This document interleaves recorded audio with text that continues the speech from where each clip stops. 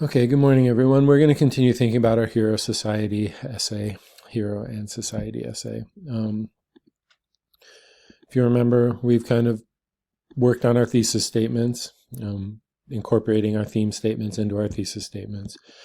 Then we talked about our organization and how we'd like to progress our idea from beginning to end throughout the essay.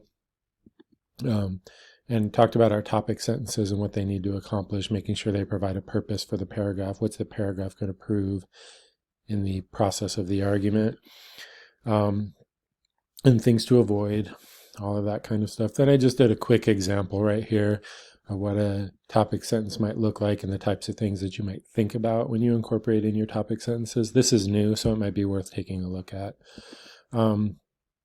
And then we talked about our evidence and the strategies for incorporating evidence and trying to add strategies into our tool belt so that we have multiple examples or multiple strategies to incorporate, so we don't have that redundancy or that repetition in the structures of our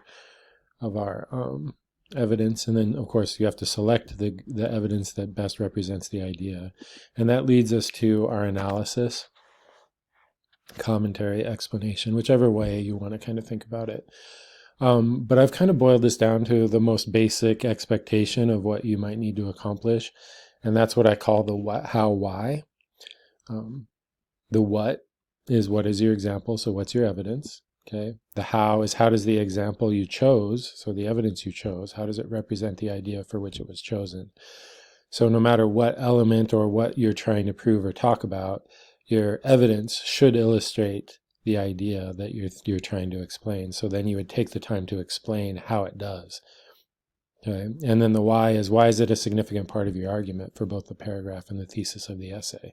So if we think about our thesis statements providing the purpose for the essay, we have to address that, of course. But then in our paragraphs, our topic sentence also provides the purpose for the paragraph. And our evidence should also relate to that as well. So that's something that you kind of want to think about. So what I've done is on Moodle, I'm going to be logged out. Oh, nope, it's still there. Good. I put this analysis example in. If you click on that and bring it up, they just did the first couple pages of an essay that was written about one of our topic or one of our texts, which was an Iliad, but it's about a different thesis, or sorry, a different prompt. So what I wanted to just show is the relationship between the thesis and the topic sentences and the evidence and the analysis, okay? So right here we have our thesis statement. While there are many actions in modern society that resemble life in an Iliad, the ongoing conflict between the Greeks and the Trojans brings the stereotype of gender roles and archetypes in society, new and old, to light, and their effect on each individual's heroic standards, kleos and oikos.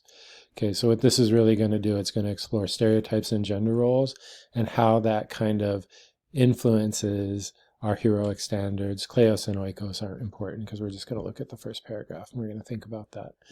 So if I look at the topic sentence of the first paragraph, I'm not a big fan of the first sentence. I don't know if it adds much or if it's necessary. We can maybe take a piece or part of it, but I think the second sentence definitely is a better topic sentence. So it says, Homer presents many examples of individuals' roles based on their gender or society standards and how their own heroic standards were affected. It's kind of general, I get that, but maybe we could talk about how those stereotypes work in that as well. Okay, so I'm going to scroll down a little bit until we get to our first example. Okay, and we're going to talk about this example right here, where it introduces it by saying one example of when the heroic code comes into play on decisions made by the men is when Diomedes chose Odysseus to fight with him. Okay, so that's kind of our context, our introduced quote. But then we get context too, so it flows a little bit better. Diomedes states, but I said, I want Odysseus because he is brave and he is also clever. If he comes with me, we'd manage to escape even blazing fire because he knows how to use his brain. Okay, so that's the what. So this evidence is the what, okay? The how is then explaining how does the evidence represent the idea for which it was chosen.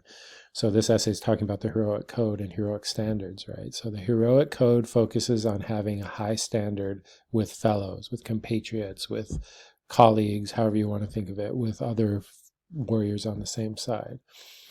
Diomedes knows Odysseus' strengths and courage, which allows Diomedes to trust him and know he can get the job done.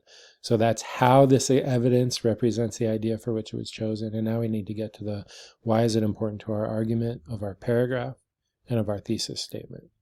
So here's where we do that. Odysseus is strategic and wise with his plans to help win the war.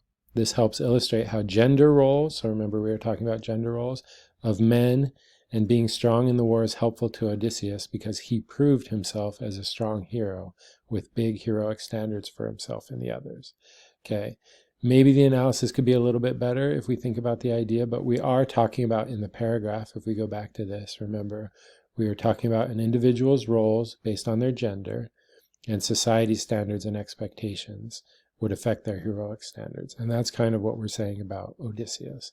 And then if we go back to our thesis statement again, we're talking about gender roles and stereotypes and archetypes in society and how they affect our heroic standards. So ultimately, this first bit of analysis has accomplished that task. So you want to think a little bit about how you can do the same. What's your evidence? How does the example represent the idea for which it was chosen? And then why is it connected to why does it support your thesis and your topic sentence of the paragraph? And then you would run that pattern over through as many pieces of evidence as you have in your paragraph, and then have a concluding sentence, and then move on to your next thinking, okay? Yeah, so there's an example. You're going to spend the rest of the class period working on developing and structuring and building your essay, right? Start with that thesis statement. Start thinking about your topic sentences. Where does your evidence fit? How are you going to explain it? Those are all the things you need to do in order to generate your draft.